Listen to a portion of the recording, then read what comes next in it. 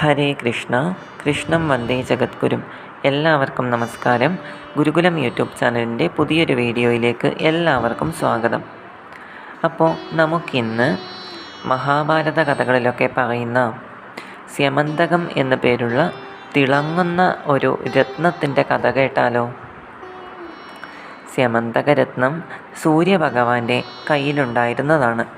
ഒരിക്കൽ സൂര്യഭഗവാന്റെ ഉത്തമ ഭക്തനായ സത്രാജിത്ത് സൂര്യഭഗവാനെ സംപ്രീതിപ്പെടുത്തുകയും അങ്ങനെ സൂര്യഭഗവാൻ ഇത് സത്രാജിത്തിന് സമ്മാനിക്കുകയുണ്ടായി.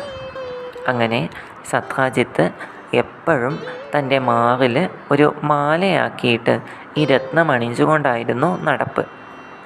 ഒരിക്കൽ സത്രാജിത്ത് ദ്വാരകയുടെ രാജവീതിയിലൂടെ നടന്നു പോവുകയായിരുന്നു. ആ സമയം ഈ ഒരു ശോഭ കണ്ടിട്ട്, ഈ സ്യമന്തകരത്നത്തിൻ്റെ തിളക്കം കണ്ടിട്ട് ദ്വാരകാവാസികളൊക്കെ തന്നെ വിചാരിക്കുകയുണ്ടായി, ഈ ഒരു നടന്നു പോയ വ്യക്തി സാക്ഷാൽ സൂര്യഭഗവാൻ തന്നെയാണെന്ന്. അത്രത്തോളം ഉണ്ടായിരുന്നു സ്യമന്തകരത്നത്തിൻ്റെ തിളക്കം. അങ്ങനെ ദ്വാരകാവാസികൾ ശ്രീകൃഷ്ണനോട് വന്ന് ഈ കഥ പറഞ്ഞു. രാജവീതിയിലൂടെ സൂര്യഭഗവാൻ തന്നെ നടന്നു പോകുന്നുണ്ടെന്ന്. അപ്പോൾ ശ്രീകൃഷ്ണൻ തൻ്റെ ജ്ഞാനദൃഷ്ടിയിൽ അത് മനസ്സിലാക്കി ദ്വാരകാവാസികളോട് പറഞ്ഞു, ആ പോയത് സൂര്യഭഗവാനല്ല, സൂര്യഭഗവാന്റെ ഉത്തമ ഭക്തനായ സത്രാജിത്താണ്. സത്രാജിത്തിനൊരിക്കൽ സൂര്യഭഗവാൻ സ്യമന്തകം എന്ന് പറയുന്ന രത്നം നൽകിയിട്ടുണ്ട്. ആ രത്നത്തിൻ്റെ തിളക്കം കൊണ്ടാണ് സൂര്യഭഗവാനോളം തന്നെ സത്രാജിത്ത് ശോഭിച്ച് നടക്കുന്നതെന്ന് ശ്രീകൃഷ്ണൻ ദ്വാരകവാസികളോട് പറഞ്ഞു.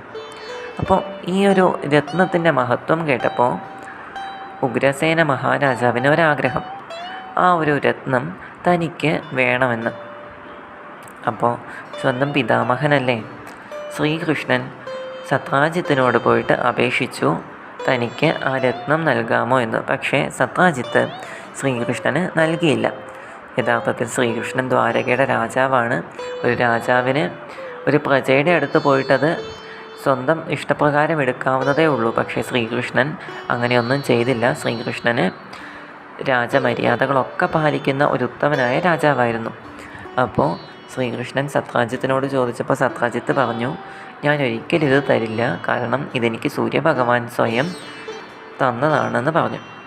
അങ്ങനെ ശ്രീകൃഷ്ണൻ തിരിച്ച് കൊട്ടാരത്തിലേക്ക് തിരിച്ചു വന്നു. സത്രാജിത്താവട്ടെ തൻ്റെ ഗൃഹത്തിലേക്കും തിരിച്ചുപോയി. അപ്പോൾ പോകുന്ന സമയത്ത് ശ്രീകൃഷ്ണ ഭഗവാൻ സത്രാജിത്തിനോട് പറഞ്ഞിട്ടുണ്ടായിരുന്നു, ഈ ഒരു രത്നത്തെ ചൊല്ലിയിട്ട് അങ്ങ് ഇത്രത്തോളം ആഹ്ലാദിക്കരുത്. ഒരിക്കൽ ഈ രത്നം താങ്കൾക്ക് ദുഃഖത്തെ കൊണ്ടുവരുമെന്ന് ശ്രീകൃഷ്ണൻ സത്രാജിത്തിനോട് പറഞ്ഞിട്ടുണ്ടായിരുന്നു. പക്ഷേ സത്രാജിത്ത് അതൊന്നും ചെവിക്കൊണ്ടില്ല. അങ്ങനെ ഒരിക്കൽ സത്രാജിത്ത് ഈ സ്യമന്തകരത്നം എടുക്കാതെ ഒരിക്കൽ വീട് വിട്ട് പുറത്തേക്ക് വന്നു. ആ സമയത്ത് സത്രാജിത്തിൻ്റെ സഹോദരനായിരുന്നു പ്രസേനൻ. പ്രസേനൻ ഈ ഒരു രത്നം കഴുത്തിലണിഞ്ഞുകൊണ്ട് നായാട്ടിന് പോവുകയുണ്ടായി. പ്രസേനനും ഈ ഒരു രത്നം ഭയങ്കര ഇഷ്ടമായിരുന്നു. അങ്ങനെ പ്രസേനൻ രത്നമണിഞ്ഞുകൊണ്ട് നായാട്ടിന് പോയപ്പോൾ പെട്ടെന്ന് ഒരു സിംഹം തൻ്റെ മുന്നിൽ പ്രത്യക്ഷപ്പെട്ടു. സിംഹം ഈ ഒരു രത്നത്തിൻ്റെ ശോഭ കണ്ടിട്ട് വല്ലാതെ മോഹിച്ചു. അപ്പോൾ ഈ ഒരു പ്രസേനൻ കുതിരയുടെ പുറത്തായിരുന്നു നായാട്ടിന് പോയിക്കൊണ്ടിരുന്നത്. പെട്ടെന്ന് ഈ കുതിരയുമായിട്ട് സിംഹത്തിന് നേരെ ചാടി വീണപ്പോൾ അത്രത്തോളം ശക്തനായിരുന്നു പ്രസേനൻ. പക്ഷേ ഈ ഒരു രത്നത്തിൻ്റെ മാല കാട്ടിലെ ഒരു മരത്തിൽ കുരുങ്ങിയിട്ട് കുതിര വേറെ വഴിയെ പോയി, പ്രസേനൻ വേറെ വഴിയെ പോയി. പ്രസേനൻ്റെ ആയുധമാകട്ടെ തെറിച്ച് വീണും പോയി. അങ്ങനെ ഇരുന്നപ്പോൾ ഈ ഒരു സിംഹം ആദ്യം കുതിരയുടെ നേരെ ചാടി വീണ കുതിരയെ കൊന്നു. അതിനുശേഷം നിരായുധനായ പ്രസേനനെയും കൊന്നുകളഞ്ഞു. കാരണം സിംഹത്തിന് യുദ്ധമര്യാദയോ അങ്ങനെയൊന്നും അറിയില്ലല്ലോ. ഒരു മൃഗമാണ്. തൻ്റെ മുന്നിൽ ഒരു ഇരയെ കണ്ടു കഴിഞ്ഞാൽ പെട്ടെന്ന് കൊന്നു കളയത്തേ ഉള്ളൂ. അപ്പോൾ അങ്ങനെ കൊന്നു കളഞ്ഞിട്ട് ഈ സിംഹം ഈ ഒരു രത്നത്തെ കടിച്ചെടുത്തിട്ട് കാട്ടിനുള്ളിലേക്ക് പോയി. അപ്പോൾ ഈ ഒരു രത്നം കടിച്ചിട്ട് ഉള്ളിലേക്ക് പോയ ഈ കാട്ടിലായിരുന്നു പണ്ട് ശ്രീരാമ കഥകളിൽ ശ്രീരാമനെ സഹായിക്കുവാൻ വന്ന ജാമ്പവാനെ പറ്റി അറിയാമല്ലോ. രാമരാവണ യുദ്ധത്തിൽ പങ്കെടുത്ത ശ്രീരാമദാസനായ അതേ ജാമ്പവാൻ. ജാമ്പവാൻ ശ്രീകൃഷ്ണ അവതാര സമയത്തും ജീവിച്ചിരിപ്പുണ്ടായിരുന്നു. ചിരഞ്ജീവിയായിട്ട്, മരണമില്ലാത്തവനായിട്ട്. നേരത്തെ ആ സിംഹം കയറിപ്പോയ കാട്ടിൽ ഒരു ഗുഹയ്ക്കകത്തായിരുന്നു ജാമ്പവാൻ താമസിച്ചിരുന്നത്. ജാമ്പവാനൊരു സുന്ദരിയായ മകളും ഉണ്ട്. ജാമ്പവതി എന്നാണ് ആ മകളുടെ പേര്. അങ്ങനെ ഈ ഒരു സിംഹത്തിൻ്റെ വായിൽ ജാമ്പവാൻ ഈ ഒരു രത്നം കാണുകയുണ്ടായി. ജാമ്പവാനും ഒരു മോഹം, ഇത്രയും തിളക്കമുള്ള രത്നമോ, ഇതെനിക്ക് വേണം. അങ്ങനെ ആയുധമൊന്നുമില്ലാതെ മല്ലയുദ്ധത്തിലൂടെ ആ സിംഹത്തെ തോൽപ്പിച്ചിട്ട് ജാമ്പവാൻ ഈ രത്നവും എടുത്തിട്ട് തൻ്റെ ഗുഹയ്ക്കകത്തേക്ക് വന്നു.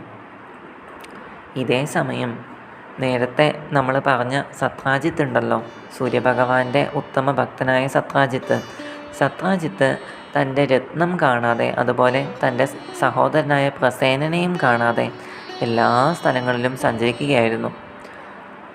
കാരണം ഉൾക്കാട്ടിനൊന്നും പോയില്ല, പ്രസേനൻ മരിച്ചത് പറഞ്ഞിട്ടില്ല.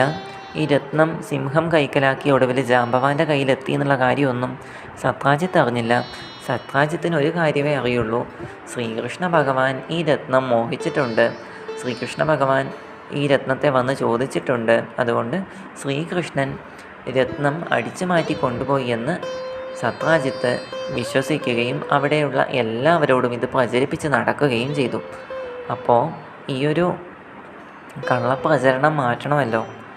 അങ്ങനെ ശ്രീകൃഷ്ണ ഭഗവാൻ എല്ലാ സ്ഥലങ്ങളിലും സഞ്ചരിച്ച് ഉൾക്കാട്ടിലേക്കും സഞ്ചരിക്കാൻ തുടങ്ങി. ഈ ഒരു സ്യമന്തകം അന്വേഷിച്ചിട്ട് വഴിയരികിൽ മരിച്ചു കിടക്കുന്ന കുതിരയെയും മരിച്ചു കിടക്കുന്ന പ്രസേനനെയും അത് കഴിഞ്ഞിട്ട് മരിച്ചു കിടക്കുന്ന സിംഹത്തെയും ഒക്കെ തന്നെ ശ്രീകൃഷ്ണ ഭഗവാൻ കണ്ടു. അങ്ങനെ ഒടുവിൽ ഈ മരണവും ഇവരുടെ കാൽപ്പാടുകളുമൊക്കെ കണ്ട് പ്രസേനനെ വധിച്ചത് സിംഹമാണെന്നൊക്കെ മനസ്സിലാക്കി ഒടുവിൽ ജാമ്പവാൻ്റെ ഗുഹയുടെ മുന്നിലെത്തി ശ്രീകൃഷ്ണൻ. ഗുഹയുടെ അകത്തേക്ക് ശ്രീകൃഷ്ണൻ കടന്നതും ജാമ്പവാൻ ചാടി വീണു. ജാമ്പവാന് ഇത് ശ്രീകൃഷ്ണ ഭഗവാനാണോ, മഹാവിഷ്ണുവിൻ്റെ അവതാരമാണോ, അതോ ഈ ഇത്രയും അഖിലാണ്ടകോടി ബ്രഹ്മാണ്ടനാഥനായ ഭഗവാനാണിതെന്നൊന്നും ജാമ്പവാന് മനസ്സിലാവുന്നുണ്ടായിരുന്നില്ല. തൻ്റെ പ്രഭുവായ ശ്രീരാമചന്ദ്രൻ തന്നെയാണ് ശ്രീകൃഷ്ണ ഭഗവാനായിട്ട് ദ്വാപരയുഗത്തിൽ വന്നതെന്നൊന്നും തന്നെ ജാമ്പവാൻ അറിയുന്നുണ്ടായിരുന്നില്ല. ജാമ്പവാൻ ശ്രീകൃഷ്ണനുമായിട്ട് യുദ്ധം തുടങ്ങി. 28 ദിവസം യുദ്ധം നീണ്ടു നിന്നു. അവസാനം ശ്രീകൃഷ്ണൻ ജാമ്പവാനെ ആക്രമിക്കാൻ തുടങ്ങി.